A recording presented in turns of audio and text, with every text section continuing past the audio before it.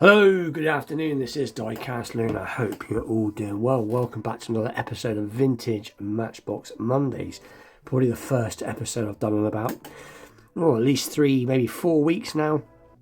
So I thought, let's get back and do some more about Matchbox, because that's obviously one of my biggest collecting features, one of my biggest collecting interests. And today I was going to do, I'm going to do a bit of a two-parter really. And when I say two-parter, I mean as in two sorts of vehicles. I'm going to be showing some of the lifted 4x4s that Matchbox has done. And more, I should say, some of my favourite Matchbox lifted vehicles they've done. Also say lifted vehicles that Matchbox has done. And my original idea for this video was to do some of the stuff, just some of the 4x4s. That Matchbox has done, especially in the vintage pieces, and then I couldn't decide what I wanted to do more of, so in the end I thought, why not show some of my favourite lifted vehicles and some of my favourite 4x4 vehicles. So that's what I'm going to do basically, so stay tuned. I'm not going to show too many lifted vehicles. I have an abundance of vintage Matchbox lifted vehicles, and if I was to show them all, we'd be here for a couple of episodes. But anyway, let's get into it. So the first piece is already in the background, and this is one of my favourite lifted pieces, and it is obviously the Sand Digger. I have this in a couple of different variations, but this is the one I had as a kid. Not the exact casting, but the exact same piece.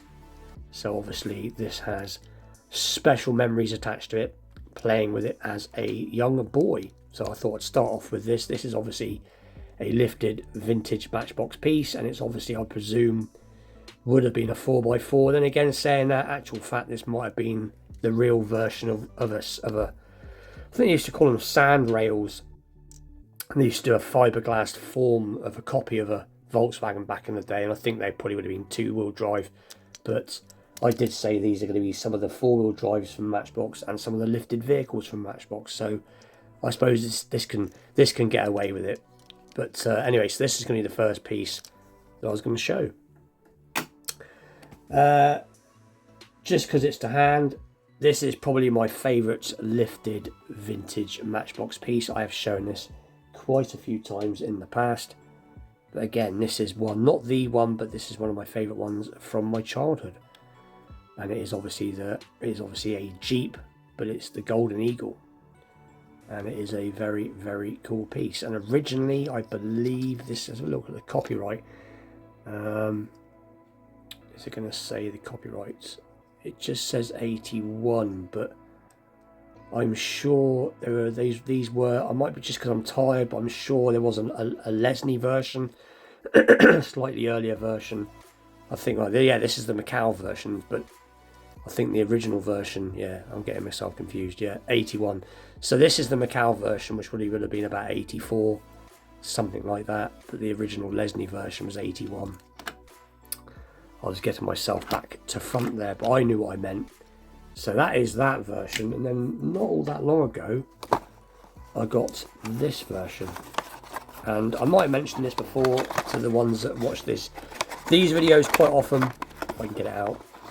A lot of these cars have all come from the same place, from my favourite vintage Matchbox second-hand shop that I don't go to as much anymore, as he hasn't got so much left anymore. I think I've bought most of it, but that's where this came from. So originally, this would have come from the same collection as the Golden Eagle Jeep, because the guy that bought these cars to sell bought them from the same collector. But this is a great piece.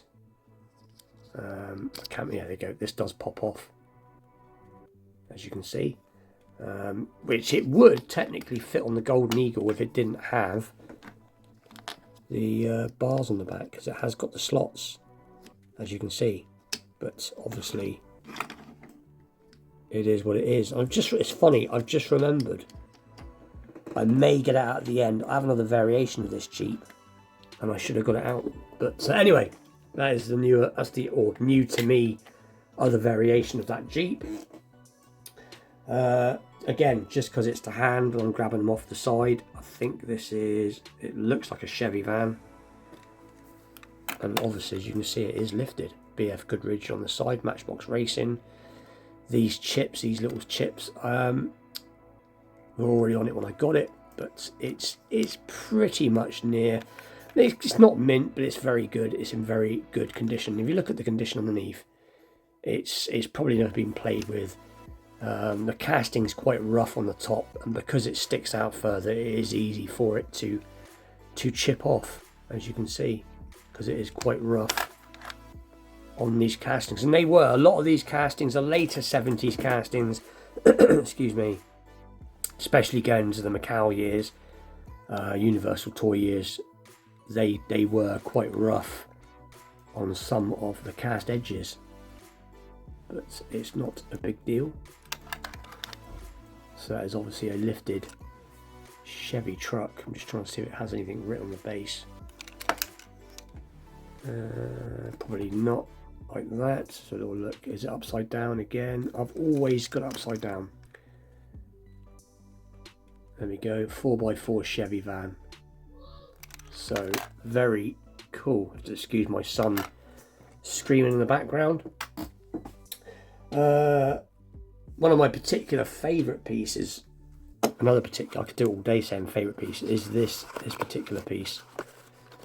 And this is an older piece. Obviously it's in a Lesney box, but it is just the 4x4 open back truck. And I have lots of these in my collection, but this is my favourite ones. I thought I would show this one, as if I was, like I said before, I was to show all of them, I would be here all day. And this has not seen, as far as I'm aware of, it hasn't seen any play.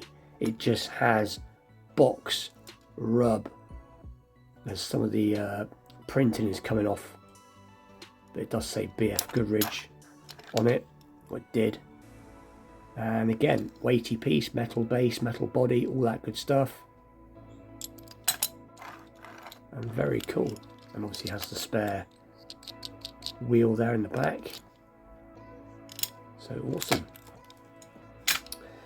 I thought I'd just show this, even though it's obviously not vintage, it's obviously the modern interpretation. They still, so obviously to this day, they are still doing their lifted trucks. The only thing is, it is very, very light. And again, this isn't really a fair comparison, but we will still compare it anyway. Obviously, two different trucks. This is obviously a Dodge D200. And again, there's been some controversy. I'm not sure if this is a Ford or if it's a Toyota. I've had some people tell me this is based on a Toyota Hilux or whatever, and I'm not sure what this one, if it's actual fact. The more I look at it, it does have a bit of a slight square body look to it. I'm not quite sure, but anyway, I just wanted to show the size. And obviously this, like I said, this is a weighty piece, whereas this is a very light piece. But just thought I'd show it. The next piece is going to be this Bronco. It's a Ford Bronco, and I've also got it in a, I think it's a Beach Patrol Rescue. So we'll take a look at this one first, as this is my favourite one out of the two. So it is in a metallic blue, very sparkly metallic blue, and lovely clear, crystal clear windows. Actually, they're clearer than I thought, but very, very cool. And obviously this is a later version of it. 87 I believe is the copyright, but that is pretty cool. And then I've obviously got this version, which is the Beach Patrol, which I think this is slightly older, but I can't remember now. But I know people prefer this version, but that's cool. We all like what we like, so there you go. But that's going to be the last of the lifted. So like I said, these are just some of my favourite lifted pieces from back in the day. Now we're going to switch over to just, I suppose you could say, just plain 4x4s. And really, I didn't really bring out that many, to be honest. I think I was too busy looking at the lifted stuff. But anyway, we do have this. which is, I believe, a Grand, is it Grand Cherokee? Or is it just a Jeep? Yeah, just Jeep Cherokee, but it is metal base, metal body, all that good stuff. It does have loads of suspension. And again, I have quite a few versions of this. I know Charles from Charles Diecast Garage, I think he likes this particular casting, as in these type from Rightly. But pretty cool. And then we're getting down to it now. So this is a piece that I got from Car Boot quite a while ago now. It wouldn't have had that Canadian sticker originally, but I just left it on there. I've got a bit of something on the front of it.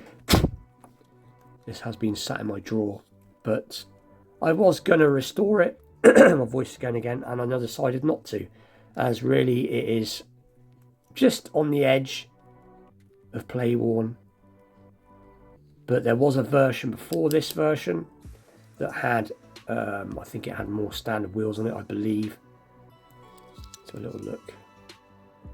So that's a 72, but this is obviously it's a large wheel super fast basically. But it's pretty cool, and a lot of the times these do go on the windscreen. They do tend to get bent and flap about. I think this one was a little bit more bent than this, and I think I straightened it a little bit, but it did start, I think it's starting to open up a little bit there. But it is very cool. And then the last piece I'm going to show is another Jeep that's pretty much the same. I'm just checking the date out on it. 78, later same sort of casting, just got different wheels on it, but this is awesome. Now I've got a couple of these. Excuse me. I've got one of these still boxed, and obviously this is a loose version. So very lucky to, and they both got the guns. Very lucky to find them in this condition back when I found them. And obviously I'm going to show this piece. So this is the number 32 field gun that would ordinarily, usually you'd see it with it, and it's already been opened before. I opened this back when I got it, to a lot of dismay to other people, but I'm an opener unless I'm not keeping it. But there you go, it does have some little instructions, but I'm not going to take off the missiles or the men. I'm going to leave them on the sprue like they are, but this does pop off if I remember rightly. Just bear with me while I don't snap it to pieces. A little look, should, there you go. So it is pretty cool, but yeah, you would have snapped this, you would have snapped these pieces off, and then you could fire them with this gun. So there you go, and they would fire, and quite far if I remember rightly. But anyway, it does go quite nicely on the back of that, like so.